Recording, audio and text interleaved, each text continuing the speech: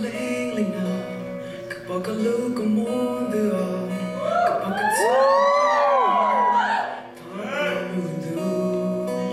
cứ bao cả lưu cứ cho mình nhổ nó cứ hút cho lưu tiết tê cứ bao giờ là chỉ nó có cứ bao giờ là chỉ nó có nó là nó cho cũ ô bà là lời chỉ bu trái cả là chỉ kia nó trái cha cho chia tu lời cho lời mi nó chế cha nhà là chia tao kê khi có lúc khó mua e có tiền đi bỏ sad tracks making sure nobody pass it's a nightmare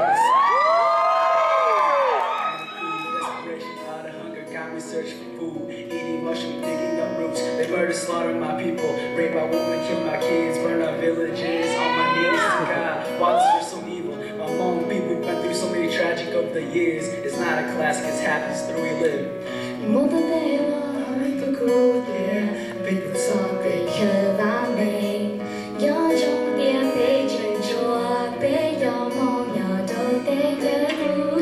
Gió lưu mê ca hai chơi lời từ chỉ cần. No, no, bê gió trong trao lòng.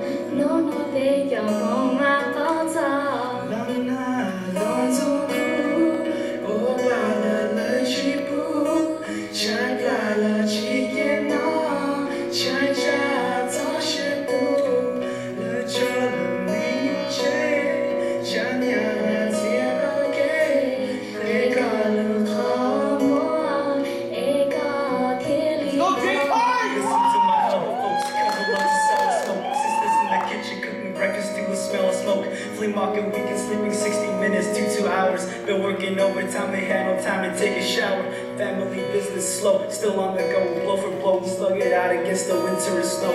Ever since existence, we have been survivors. Neglected, never claimed the country, just wants to live and let live. Now it's been 30 years since imprisonment in the jungle. For the monk, remind the elders, educate the young. The ocean government, genocide, human rights and violation. Clock is running down to total annihilation. Lo na